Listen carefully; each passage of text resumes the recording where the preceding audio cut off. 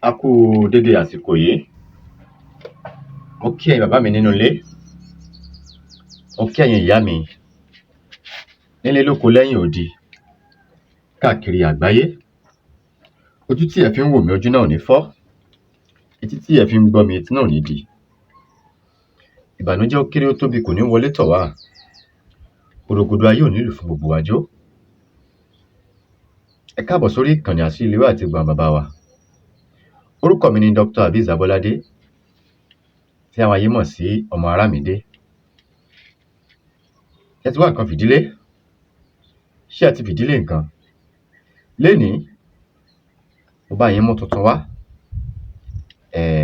Dúpẹ́ lọ́wọ́ ẹ̀yin olólùfẹ́ mi pátápátá, ẹ̀yin tẹ́ ń fún mi ní data lọ́lọ́kan òjọ̀kan, ẹ̀yin tẹ́ ń fún mi ní ìmọ̀ràn, ẹ̀yin tẹ́ ń fún mi ní airtime, gbogbo yín pátápátá mo dúpẹ́ lọ́wọ́ yín o. Ẹ̀yin tẹ́ ń fún mi lówó, àpò sásámùrà kan ìgbẹ́ gbogbo yín pátápátá, àpò yín ò ní gbẹ. Ibikíbi tẹ́ bá tí wọ́n mówó, tẹ́ ẹ ti mi ra data láti máa fi wò mí, ọwọ́ yín ò ní kan ìsàlẹ̀ àpò. Ẹ̀ ní dẹ́kan tó kẹ́ ẹ torí kan. Gbòrògbòdò ayé ò ní lù fún gbogbo wa jó. Ẹ̀yin tí ó bá ti subscribe, ẹ dákun, mo bẹ̀ yín, bá mi subscribe, bá mi share program mi, bá mi like, kí ẹ comment. Ọlọ́run ní dá gbogbo wa láàmú. Ẹ̀yin olólùfẹ́ mi, àwọn ọ̀tá wa tá bá mu omi, a sápá wọn lórí. Tá bá ń jata, a pá wọn lórí. Gbogbo ọ̀tá wa pátápátá, wọ́n mọ̀ wá lókèrè ni. Àbò wà lókè, ọ̀tá wà nílẹ̀. A máa gùn ọ̀tá wa mọ́lẹ̀, a gùn mọ́lẹ̀ pa. Ẹlẹ́lẹ̀ tí mo mú wá fún wa lónìí, wọ́n ní Ogun Ọwọ. Ogun Ọwọ. Ọwọ bóyá iṣẹ́ driver ni ìwọ ń ṣe ni. Bóyá car ló ń wà ni, àbí trailer, èyíkéyìí tá bá wọn wà, kó láti jẹ́ mọ́tò. Ṣẹ́rí iṣẹ́ yìí, a máa fi ń dáàbò bo ara wa, àtèmi àti yín, àní jáde lékú lọ́wọ́. Sọ inú mọ́tò tó wà yẹn, aburú kéré ó tóbi kò ní ṣẹlẹ̀ sí ẹ. Ṣẹ́rí iṣẹ́ yìí, a máa ń ṣe sára nítorí òní kọ́, torí ọ̀la ni. Kódà kó má jẹ́ pé àwọn wa mọ́tò, tá bá wà nínú mọ́tò, tíṣẹ́ bá wà lára wa, a ní mọ bọ́lọ́run ṣe kó wa yọ nínú ewu náà. Àtèmi àti yín, a ní réwu, ewu ò ní wu wá. A ní rí ogun ìjàmbá mọ́tò, a ní rí o. Gbogbo tó ń jẹ́ ìjàmbá pátápátá láyé, àtèmi àti yín, a ní rí. Ṣẹ́rí tá bá ń kọ àwọn nǹkan yìí sílẹ̀, jẹ́ ká máa ṣe, ẹ má kọ sílẹ̀ lásán. Ẹ jẹ́ ká máa ṣe kó mọ wà nínú ara wa. Torí àwọn bàbá wa ní méjì mẹ́ta ń lo oògùn. Ọlọ́run ní dà wá láàmú tọmọtọmọ tẹbí tará. Kí la máa lọ wá? Ẹ bá mi lọ wá ọ̀kùn dúdú, ọ̀kùn dúdú àti atare àjà kan. Ọ̀kùn dúdú. Kí la máa lọ wá?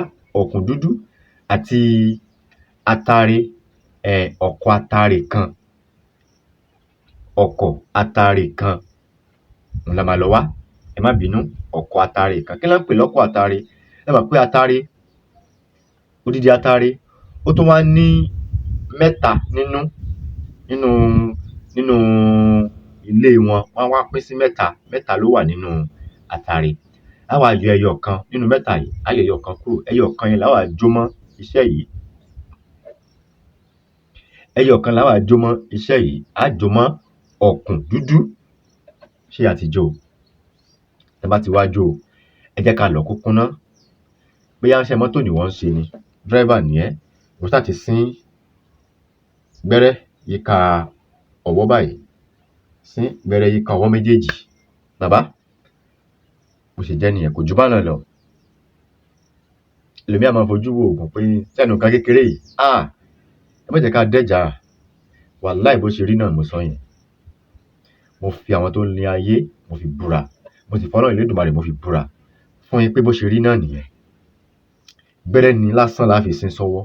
Ìwọ tó wọn mọ́tò, bá mi sín gbẹ́rẹ́, sín sọ́wọ́ méjèèjì, sín ọwọ́ eléyìí round, sín ọwọ́ eléyìí náà round. Bí ó ṣe jẹ́ nìyẹn. Ọlọ́run ní dà wá láàmú.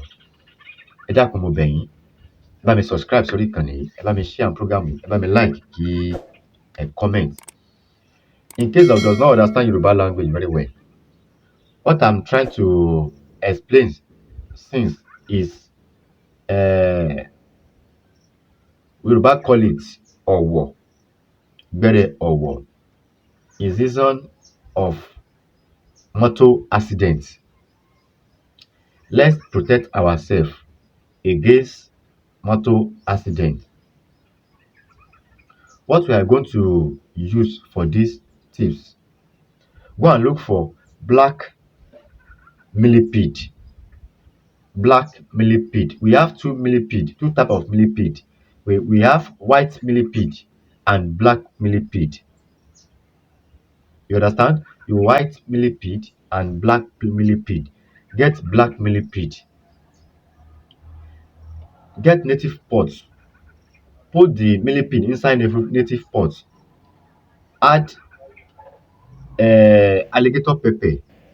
You know that alligator pepper, one alligator pepper. Inside alligator pepper, we have three. You know that alligator pepper, e have three parts inside one alligator pepper. Alligator pepper, e have three parts inside. Remove the one out of the three. One complete alligator pepper. Remove the cover. The alligator pepper, e have three parts. E have three parts. Remove the one. Remove the one. It will remain two parts. Just take the one. Keep the remaining one. Just remove the one out of the three. Alligator pepper, e have three parts. Remove the cover. Take one out of that three pieces inside. Out of that three that is inside, remove one. Yoruba call that one oko, atare, kan. Remove the out of that three. Out of that three, remove the one out of that three. Put it inside this thing, inside this pot. Burn it. Black millipede and half of atare. You know that atare, complete one atare. Remove the complete one atare. You will see three parts of atare. Dry three parts of atare. Remove the one out of the three. It will remain two. Use that one. Put that one inside native pot with black millipede. Burn it. Burn it. After that, grind it very well. Grind it very well. Put the powder. You get one razor blade to put mark for your hand like this. Yoruba call it bere. Put incision in your hand like this, in your two hand. Put the powder. Use powder to rub it.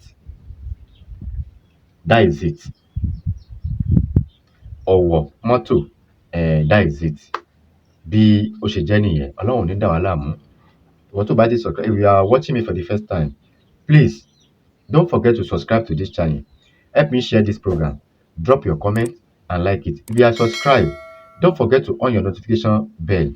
If you don't subscribe, you won't see my previous video and next video.